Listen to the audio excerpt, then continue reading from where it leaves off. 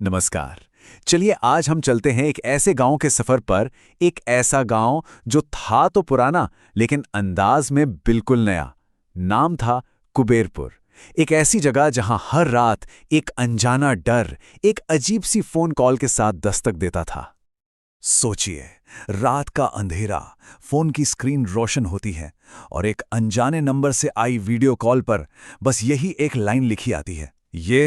ये कोई मामूली मजाक नहीं था। ये एक चेतावनी थी, एक धमकी। और इसके ठीक अगले दिन गांव के किसी न किसी घर से कोई कीमती चीज गायब हो जाती थी। बस इसी एक संदेश ने कुबेरपुर की नींदें उड़ा दी थी।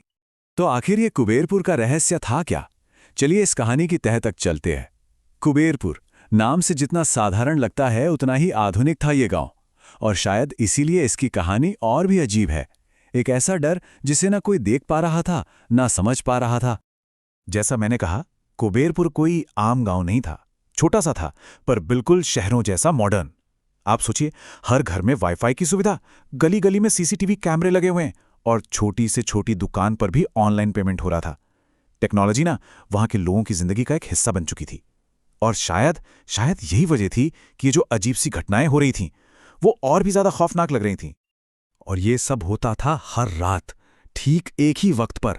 घड़ी में जैसे ही 2:13 होते, बस वही रहस्यमयी कॉल आती थी।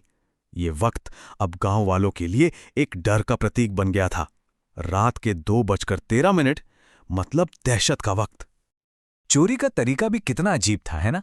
पहले कॉल करके डराना और फिर अगली सुबह तक घर से कुछ ना कुछ कीमती चीज गायब।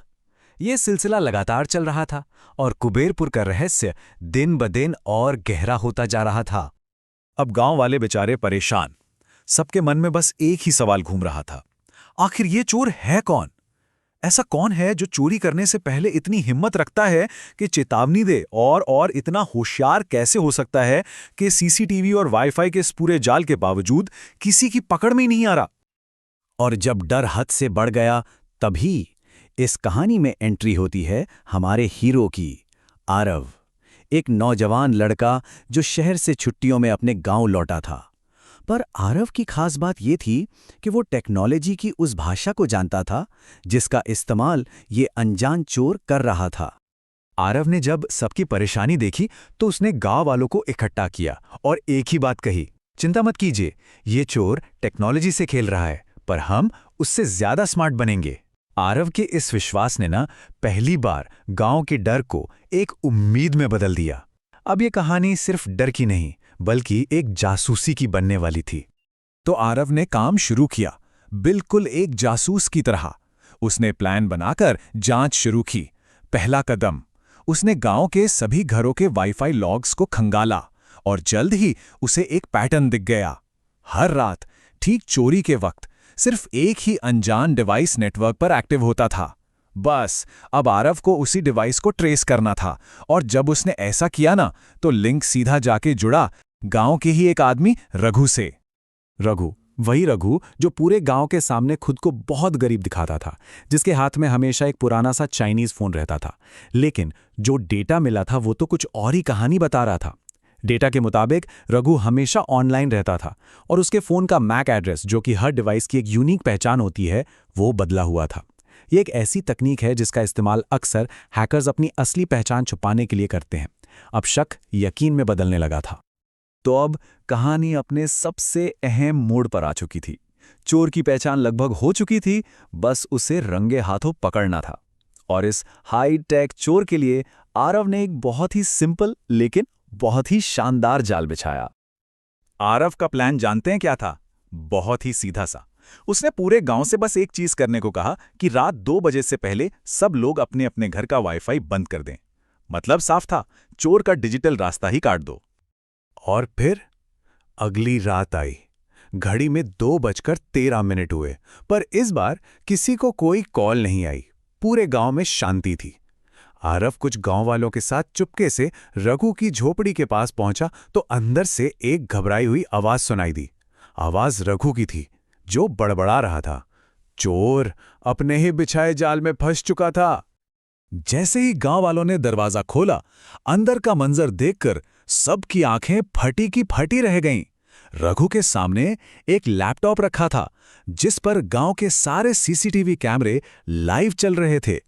पास में एक सॉफ्टवेयर खुला था जो ऑटोमेटिक उस रहस्यमय नंबर से कॉल करता था और झोपड़ी के एक कोने में गांव का सारा चोरी किया हुआ सामान पड़ा था।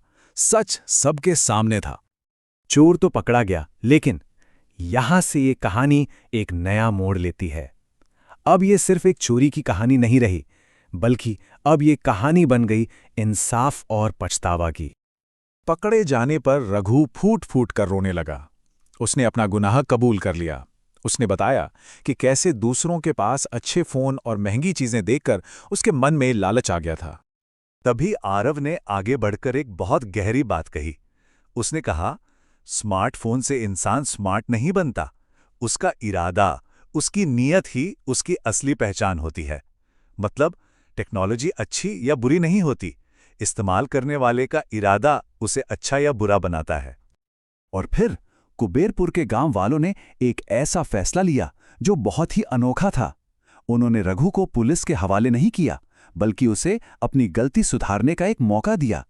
उसकी सजा ये तय हुई कि अब से रघु अपनी इन्हीं टेक्निकल स्किल्स का इस्तेमाल गांव की सुरक्षा के लिए करेगा। वो गांव का नाइट सिक्योरिटी गार्ड बनेगा। तो इस पूरी कहानी का, इस आधुनिक किस्से का सार क्या है? हम इससे क्या सीख सकते हैं? सीख बहुत साफ है। टेक्नोलॉजी हमें दिमाग दे सकती है, हमें ताकत दे सकती है, लेकिन सही रास्ता, सही दिशा, वो तो हमें हमारी इंसानियत ही दिखाती है। क्योंकि चरित्र के बिना, नियत के बिना सबसे तेज दिमाग भी अंधेरे में ही भटकता रह जाता है।